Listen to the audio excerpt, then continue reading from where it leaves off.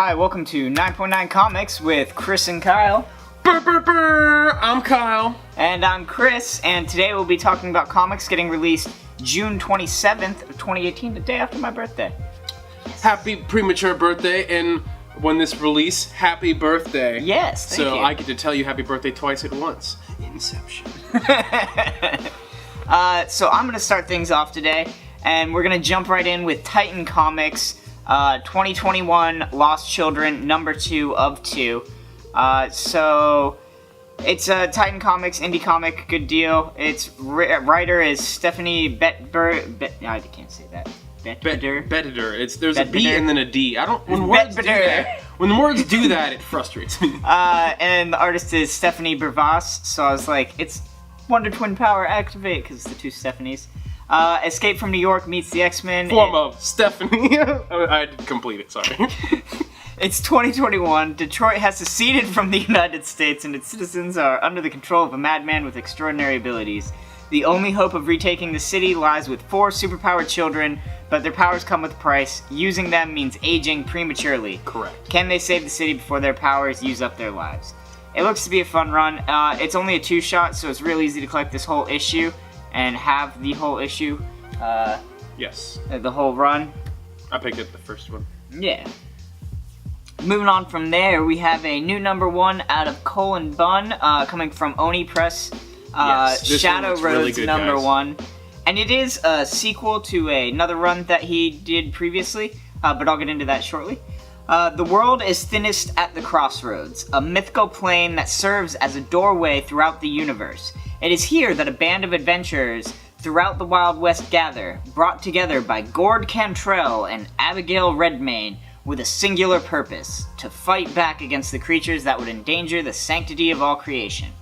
Shadow Roads is set in the world that remains after the conclusion of the previous comic, critically acclaimed series, The Sixth Gun. So I'm honestly, because this is out and I love Cole and Bunn, now I'm intrigued at finding out what The Sixth Gun is, so I'm probably going to try and go back and get a trade or something. But it sounds great. We follow Cole and Bunn. He's got great writing, and it sounds like right up his alley.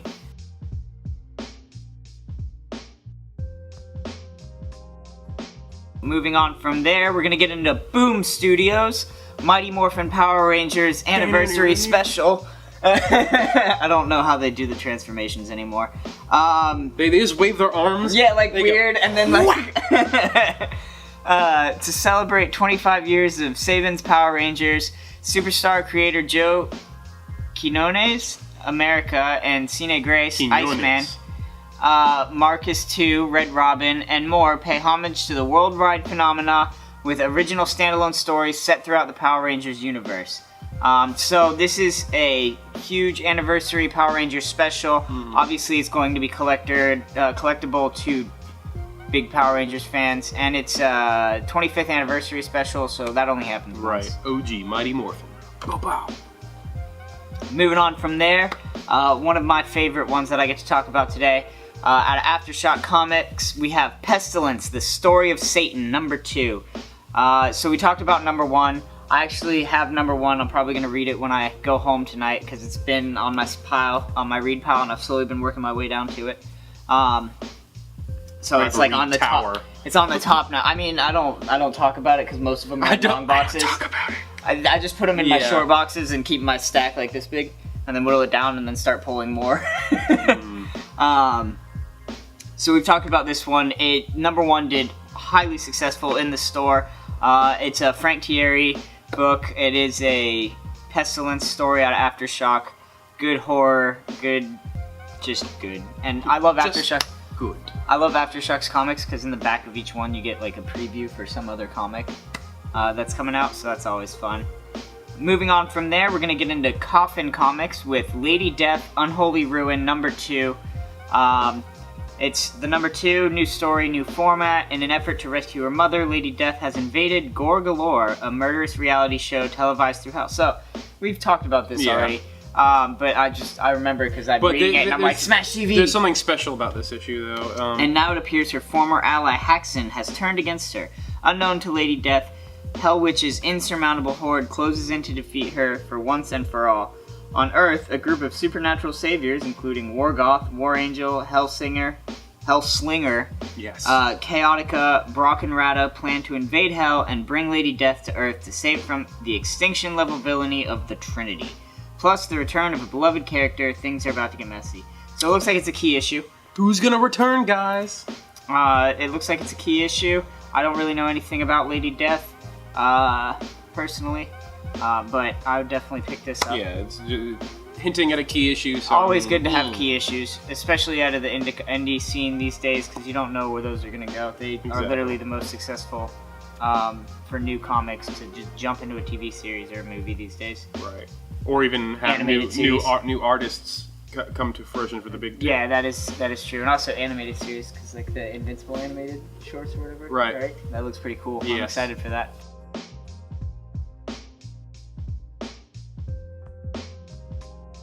Alright, let's dig into some Marvel Comics with their release of Thor #2. Reunion from Hell. The sons of Odin ride again. In the land of the dead, Thor is reunited with his long-lost brother, Balder, the king of Hell, just in time to face the fire goblin armies of the Queen of Cinders, as the War of the Realms continues to burn its way across all creation. Plus, Loki, Thori the Hellbound, Scourge with a really big gun, monster trucks, and more. So it looks like they're getting a little creative with the Thor universe in Thor #2. And everyone loves Loki, especially after they, spoiler, killed him off in Infinity War. People are like, no, Loki, give me more Loki. Well, here he is. In the comics still, because it's the real universe. And as Thor says, they've killed Loki off before. Yes. It doesn't stick. Yeah. And then moving on, we have, this is the most interesting Batman prelude to the wedding for me. Batman, shut up. His already happened. Batman, prelude to the wedding, Harley versus Joker #1. Only, not because it has Harley and the Joker in it, but because it's Harley versus Joker. Harley Quinn knows a thing or two about dysfunctional relationships. When she hears that her old flame is trying to get in the way of a happy new life for one of her best friends, the Maid of Mischief tracks the Joker down to give him a piece of her mind. And maybe a few blows from her hammer, too. So, I mean, Harley versus Joker, it's kind of self-explanatory. It's gonna be good. It shows her branching out against the Joker now, showing in the comic books just how much they don't actually really get along anymore. And especially, Harley's been really buddy-buddy with the Justice League in the past couple of years. If you've seen some of the 50 covers, variant covers, I don't know how this is going to go, but I'm interested to see. Because some of the #50 covers are pretty telling about what's going to happen in this issue. Now, moving on to Dark Horse, we have Bedtime Games. This is a really interesting horror comic. As summer comes to an end, 3 friends start senior year with a bang by exploring the mysterious past of their school.